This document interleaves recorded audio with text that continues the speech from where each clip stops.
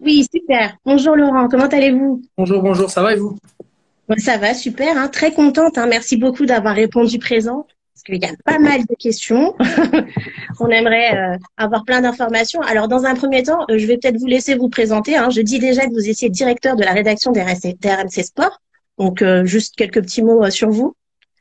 Ouais, c'est ça, je m'occupe de la rédaction d'RMC Sport. On diffuse l'UFC pour l'année, les 42 événements.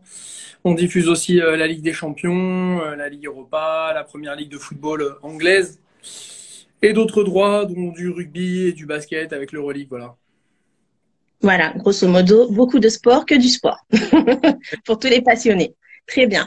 Alors moi, je voudrais revenir sur les accords avec l'UFC. Vous avez du coup des accords pour une durée de combien de temps? Un an, 3 ans?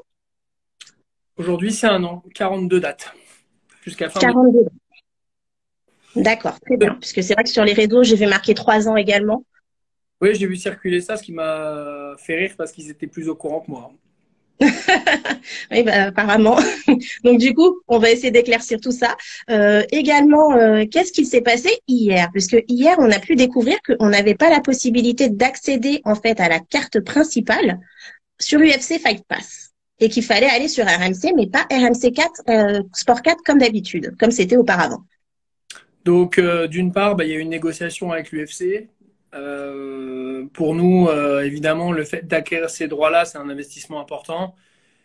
Et il y a une négo qui a été très bien faite par les équipes d'acquisition pour que, tout simplement, on ait l'exclusivité. Voilà, ça mérite son prix. Que si les gens veulent voir l'UFC, il faut qu'ils viennent avec nous. C'est comme sur la Ligue des Champions, voilà, ou sur les autres droits qu'on essaye d'acquérir, d'avoir une espèce d'exclusivité. Donc, les gens peuvent toujours voir les combats sur l'UFC Pass pour ceux qui sont allés, mais évidemment, c'est moins intéressant puisque les combats sont disponibles, je crois, 72 heures après. Donc, c'est dans le deal avec l'UFC. En ce qui concerne la chaîne numéro 4, on est en train de se recentrer petit à petit sur la chaîne 1 et 2 et de donner à l'UFC l'importance que pour moi ça mérite et de mettre l'UFC sur RMC Sport 1 ou RMC Sport 2. D'accord. D'ailleurs, sur ça, j'avais quelqu'un qui a posé une question sur les réseaux sociaux, à savoir, donc c'est Pierre Chardin qui demandait, RMC Sport 4 a-t-elle vocation à continuer d'exister, car le nouvel accord UFC se fait sur une diffusion RMC Sport 1 et 2. Ouais, et question que j'ai, donc je pense que une fois qu'on aura éclairci tout ça, on a une offre globale en fait sur les chaînes, donc chaque chaîne sont parties, il y en a d'autres qui arrivent, voilà, on est en train de réfléchir à tout ça et c'est pas encore acté. D'accord, très bien. Très bien. Alors, en ce qui concerne la diffusion en direct, alors il y a eu des nouveaux accords, hein, la fédération FMMAF a beaucoup travaillé, notamment avec le CSA. On a pu avoir du coup une autorisation de diffuser du MMA sur les chaînes de télévision françaises, mais à partir d'une certaine heure. Et vous, vous avez pu obtenir une autorisation à partir de 20h30, c'est ça? Alors, pour les chaînes payantes, dorénavant, vous pourrez avoir du MMA en France à partir de 20h30. Pour les chaînes publiques, je crois que c'est 22h ou 22h30, ce qui était l'ancien horaire. Voilà. Donc, en effet, c'est quand même un truc énorme de pouvoir proposer aux Français ce sport-là à partir en prime time, quoi. Ce qui n'était pas le cas auparavant et ce qui, je pense, pouvait freiner son expansion. Pour le grand public, c'est vachement important de pouvoir diffuser des combats à partir de 20h30. Donc, c'est pas encore parfait, hein, évidemment, puisque hier, on a eu le cas de combats qui sont déroulés dans les faits vers 18h. Et nous, on a été obligé d'attendre 20h30 pour les passer en différé. Donc, c'est pas encore parfait. Mais c'est déjà mieux que d'attendre 22h30.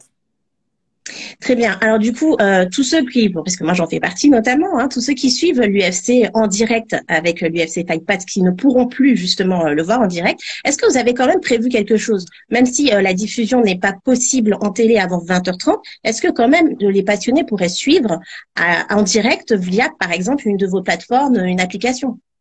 Aujourd'hui, c'est pas encore possible. Voilà. Est-ce que la législation va changer? Je l'espère. Mais aujourd'hui, à l'heure actuelle, pour parler franchement avec vous, c'est pas possible. Moi, évidemment, vous doutez que je suis le premier dégoûté de ne pas pouvoir proposer aux gens les combats en direct. Je pense que ça avance petit à petit. Il y a déjà une étape qui a été franchie sur cet horaire de 20h30, le fait que ce soit légalisé en France. Pour moi, les prochaines étapes devraient faire que ces combats soient légalisés à n'importe quelle heure. Ça me paraît évident. Aujourd'hui, la situation elle est bloquée sur ce sujet-là. On a acquis les droits en exclu et malheureusement, ce sera jamais avant 20h30, quelles que soient les plateformes. Alors, en télé, on connaît les règles du CSA. C'est quand même très cadré.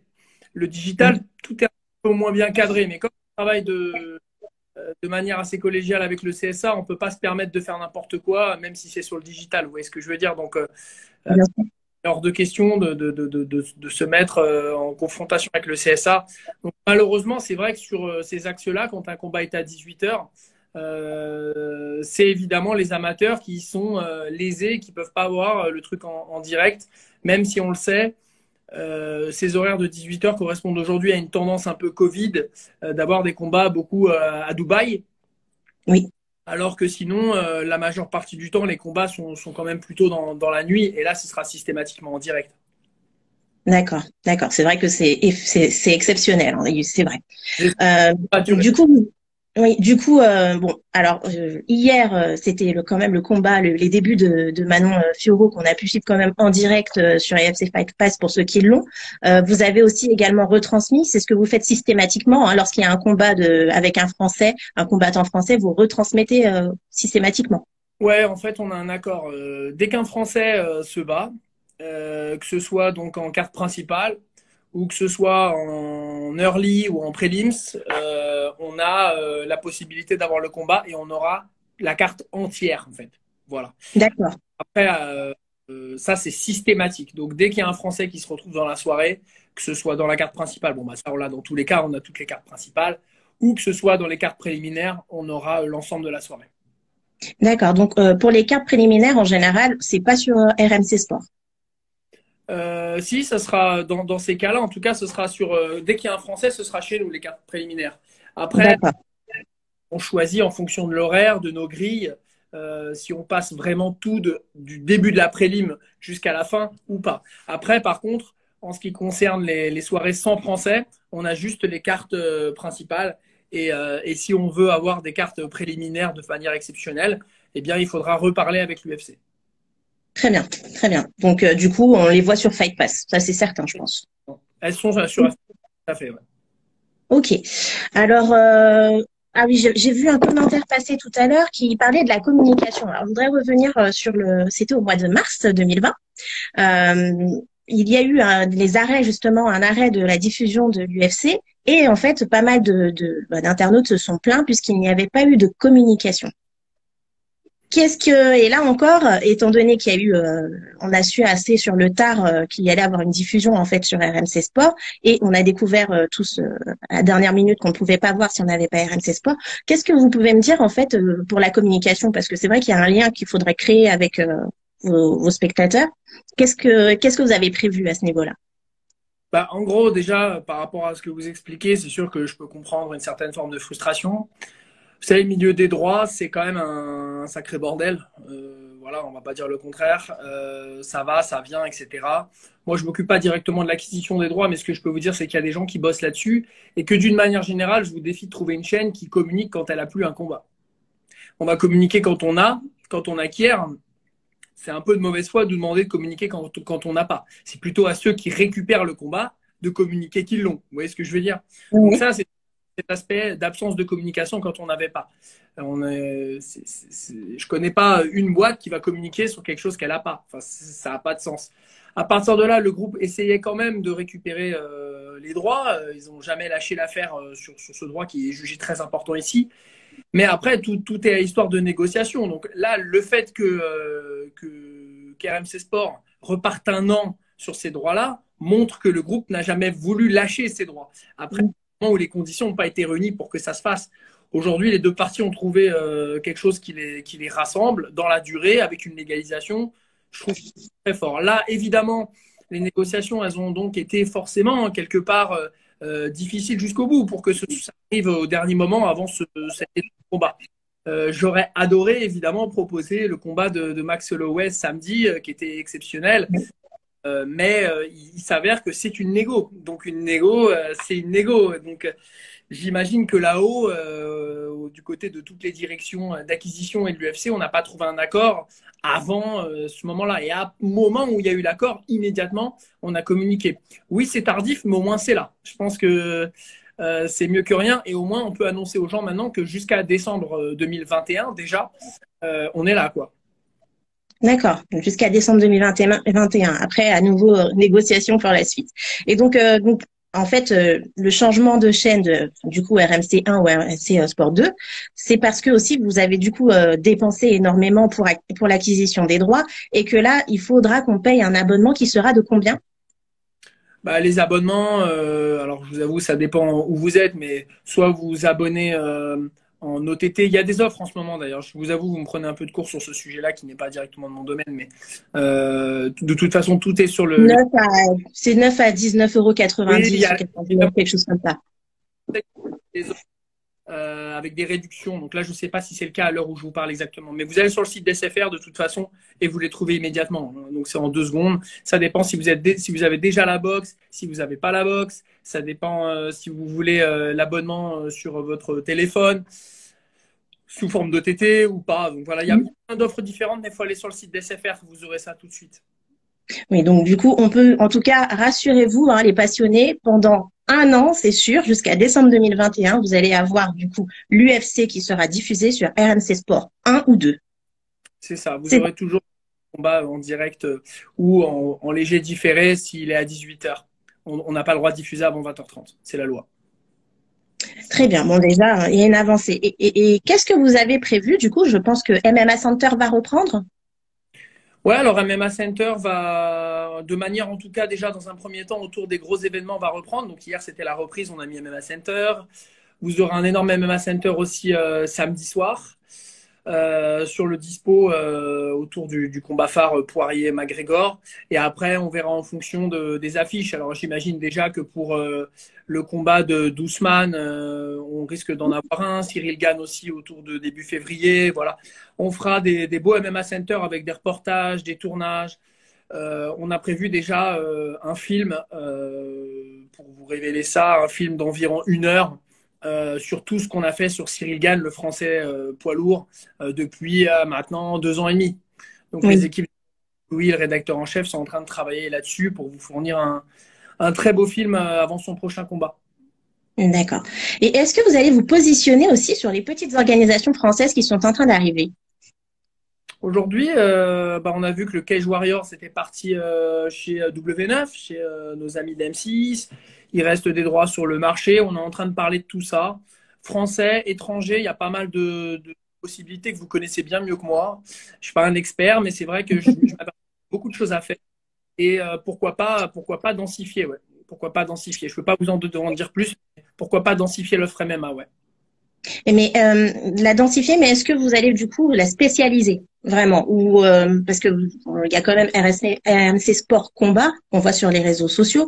Est-ce que vous allez spécialiser et avoir une chaîne où on ne verra que ça? Aujourd'hui, c'était C'est pas encore possible. de la 4. Je vous dis, on est en pleine réflexion sur ce sujet. On se demande s'il faut continuer la spécialisation combat. On se demande s'il faut plutôt, peut-être, vous pouvez aussi vous spécialiser dans le top de chaque sport et faire une chaîne qui touche uniquement du top. Est-ce qu'on fait que du combat? Toutes les options sont aujourd'hui ouvertes. Donc, on vous le dira quand on aura pris nos décisions. Mais en tout cas, sur le MMA, on garde les yeux ouverts sur les autres droits. Peut-être pas forcément s'arrêter à l'UFC. Ouais.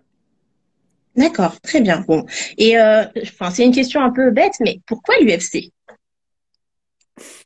Parce qu'aujourd'hui, l'air de rien, pour moi, c'est l'un des droits qui génère de l'abonnement, tout simplement. En France, on s'aperçoit aujourd'hui que vous avez des droits qui sont un petit peu incontestables, qui vont faire que les gens ont envie de venir sur vos chaînes payantes, tout simplement. C'est un business, hein, c'est de la chaîne payante, donc il vaut mieux avoir des droits pour lesquels les gens ont envie de s'abonner. Ensuite, il y a des droits de satisfaction, c'est-à-dire que vous avez déjà les chaînes, et puis vous êtes bien content que tel ou tel droit arrive. Du coup, vous n'allez pas vous désabonner. Vous voyez ce que je veux dire? Donc, UFC rentre dans les deux cas. C'est un droit important.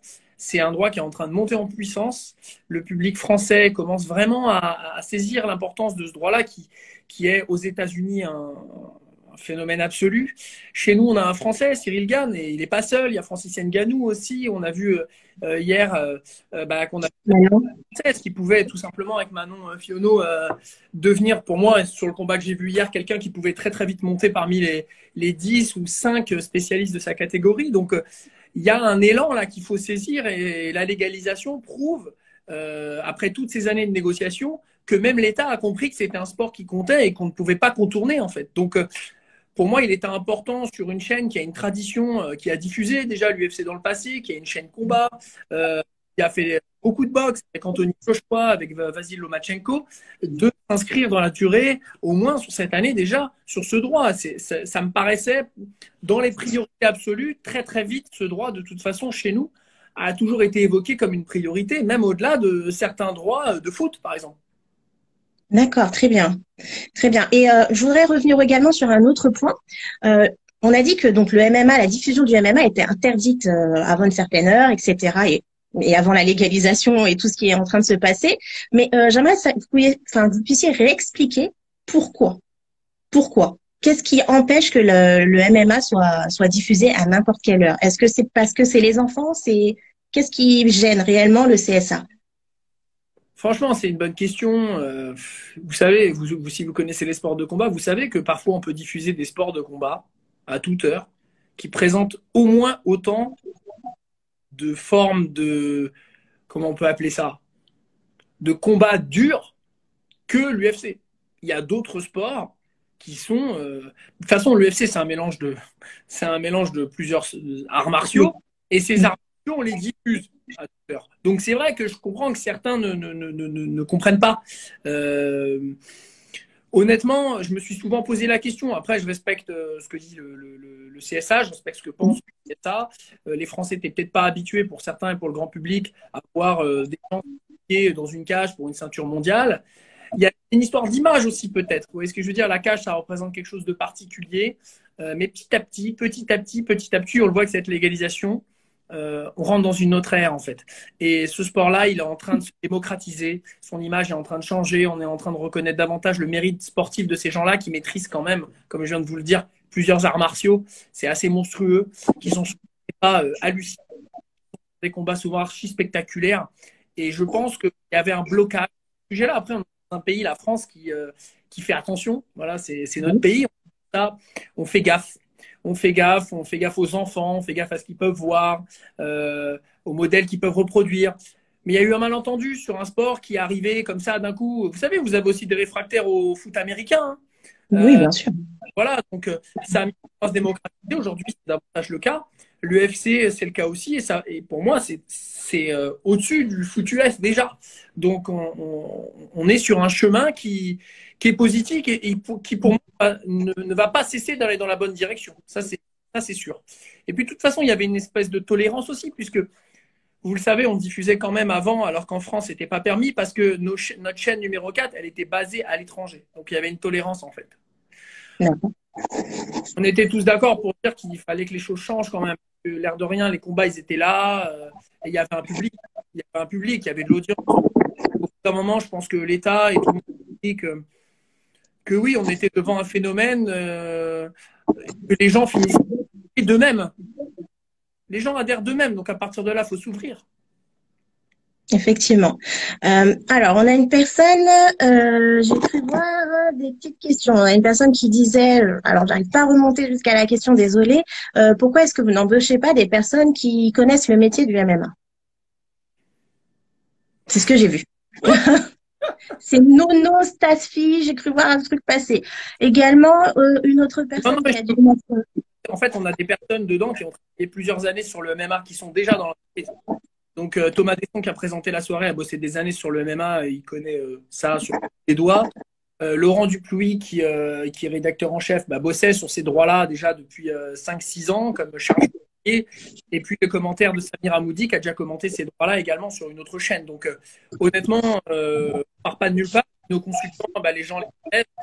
Antoine Simon.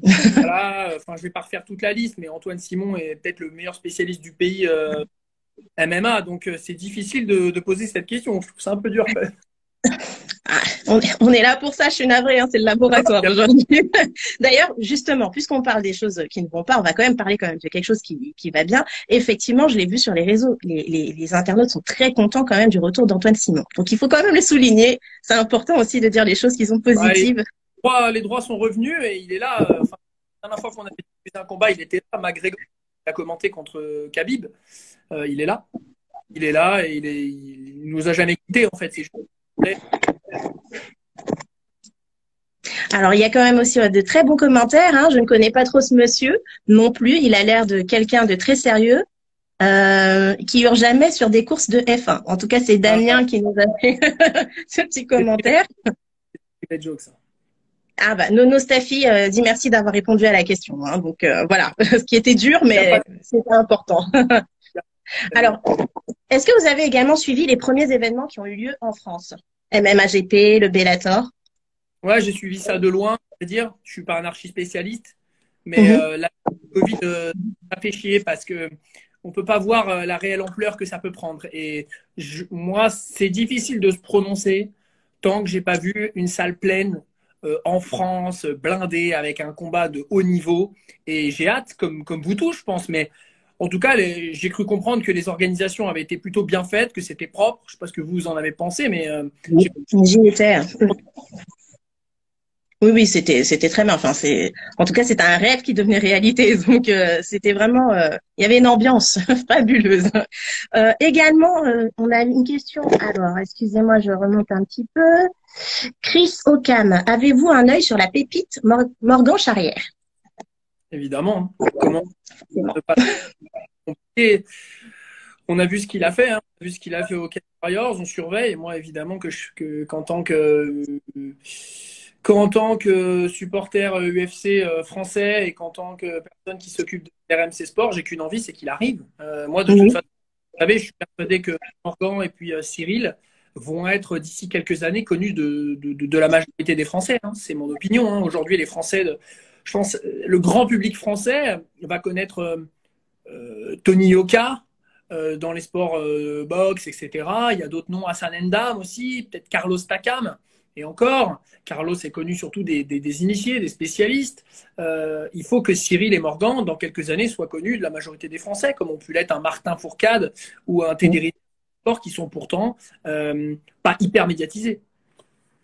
Alors, bon, on va finir encore deux petites questions. Concernant les abonnements, alors, il y a eu quand même, je voudrais savoir, sur l'année 2020, est-ce que vous avez eu énormément de personnes qui se sont désabonnées? Et là, depuis, est-ce qu'on a énormément de personnes qui se sont réabonnées? Alors, pour les gens qui se sont réabonnés, je referai un point lundi, après le combat de Poirier-McGregor. Mhm. Il y a eu un sur les abonnements en OTT, donc sur les gens qui s'abonnent à l'application et qui vont ensuite projeter ça sur leur télé. Donc là, c'est un peu trop tôt, évidemment, c'est il y a 2 jours. Et puis, on va communiquer, là, on est en train de regarder comment on va communiquer à une plus grande échelle, puisque, comme vous l'avez dit, on a eu les droits assez tardivement, donc il faut refaire un effort de communication, c'est trop tôt pour regarder ça. Et puis, sur la c'est dur à calculer, parce que, non, comme on a la Ligue des Champions, la Première Ligue et la Ligue Europa, vous pouvez Oui. avoir des sont mécontents de l'absence du droit, mais qui vont pas se désabonner. Vous voyez ce que je veux dire? Donc c'est très difficile d'évaluer pourquoi les gens se désabonnent et pourquoi les gens s'abonnent. Donc très difficile de répondre à cette question, mais on avait bien quand même saisi le mécontentement d'une partie des gens qui, faut pas, enfin c'est pas la majorité des gens de nos nombreux abonnés. On a quand même dépassé le seuil du million d'abonnés, etc. Donc il y a quand même eu des mécontentements.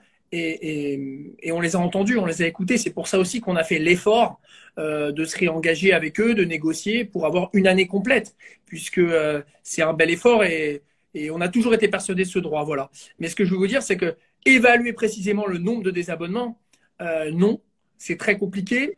Est-ce que c'est en masse? En tout cas, ça, je peux vous dire que non. Ça, déjà, je peux vous dire qu'on n'a pas eu un raz-de-marée de désabonnements. Après, qu'il y ait des gens qui nous écoutent, ça, j'en doute pas, et j'espère qu'ils reviendront et qu'en tout cas, on fera tout pour les satisfaire et montrer qu'on a le meilleur traitement possible en plateau, avec des grands plateaux. Là, on essaye d'inviter des gens prestigieux aussi pour samedi, tout en restant très spécialiste quand même, parce que les gens payent pour voir des combats encadrés par des spécialistes comme Antoine Simon, comme Taylor Lapillus, Thomas Desson, Samir Amoudi, voilà. Mais on s'empêchera pas d'événementialiser tout ça avec des invités très prestigieux et connus de tous les Français. Ouais, parce qu'il y a énormément parmi les célébrités, vous le savez comme moi, de gens qui adhèrent de plus en plus à ces soirées-là.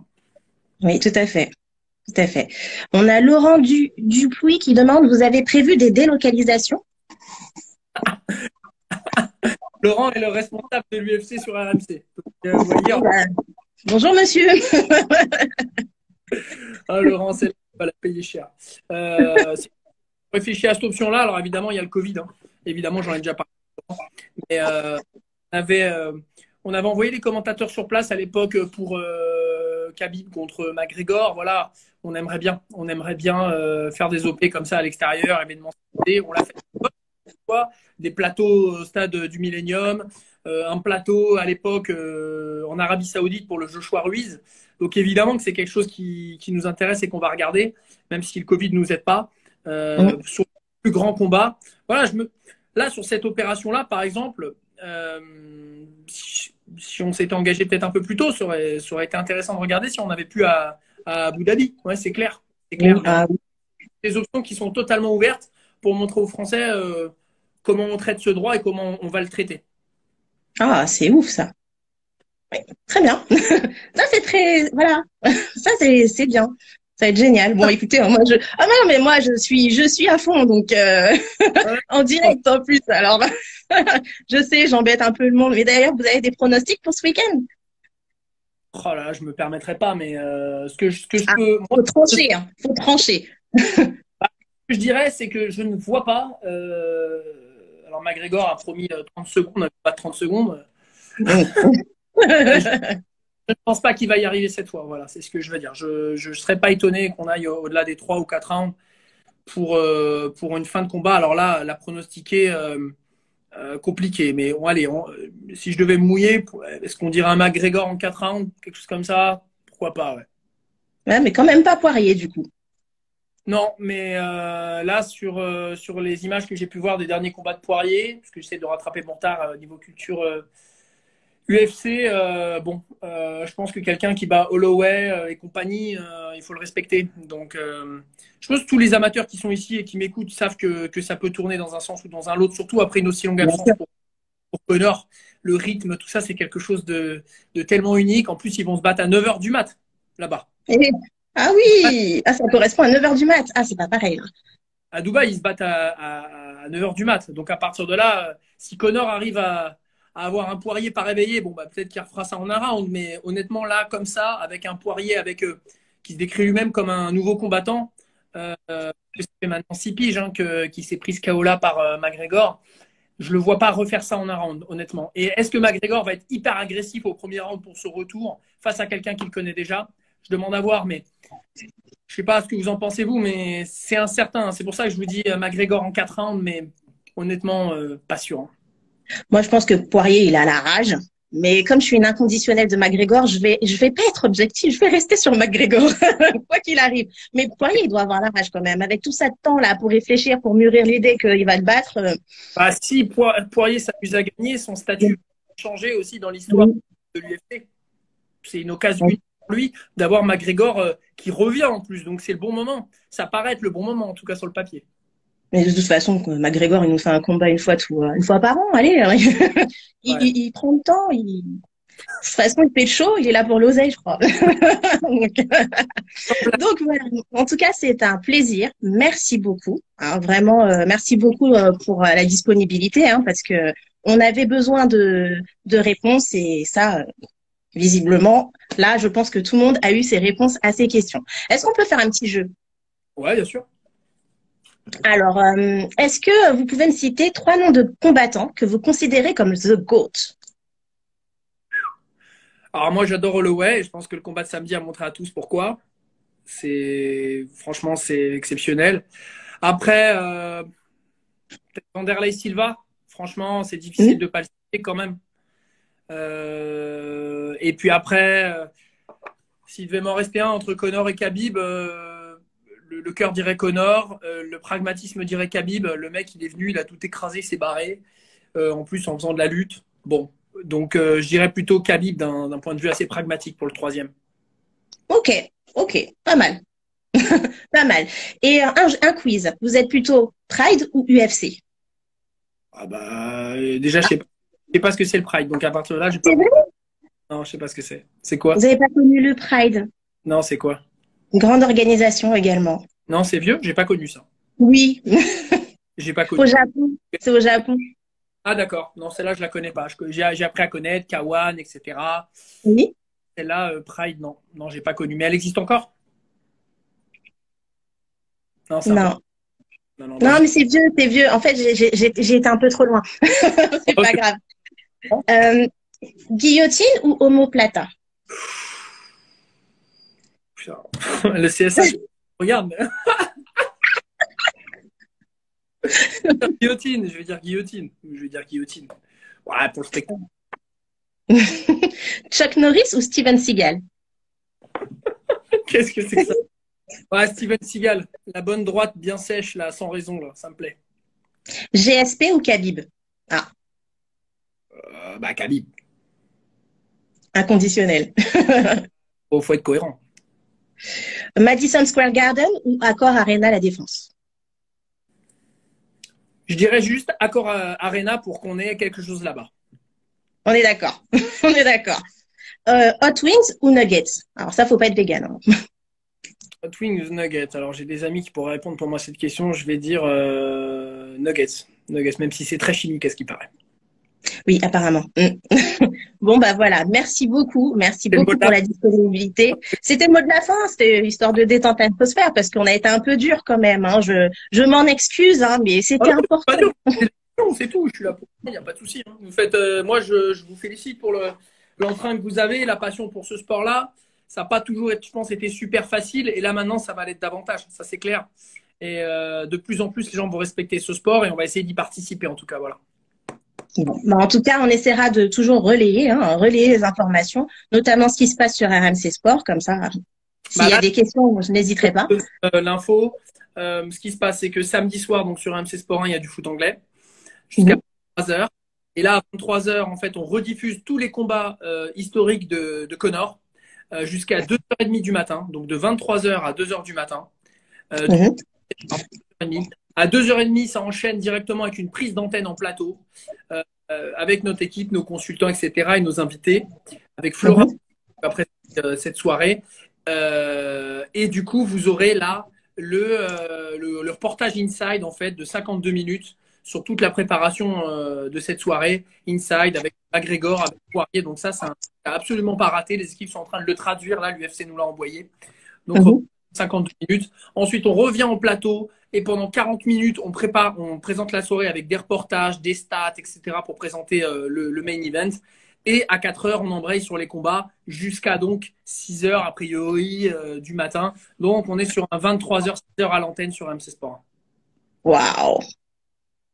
Waouh, ouais, c'est pas mal, c'est génial. Bon bah moi je vais me réabonner parce que je l'ai plus depuis le 7 janvier mon abonnement à MC Sport, comme par hasard, précisément. Donc je vais me réabonner, je n'ai pas le choix, c'est obligatoire, je vais pas louper ça. Alors. Mais en tout cas, merci pour tout et puis on se dit à très très bientôt. Merci Sandrine, à bientôt. À bientôt, au revoir. Alors, hop. Alors, en tout cas, merci à tous d'avoir participé, hein. C'est vraiment important qu'on puisse avoir les réponses à vous donner, hein, parce que j'ai reçu pas mal de questions en message hier.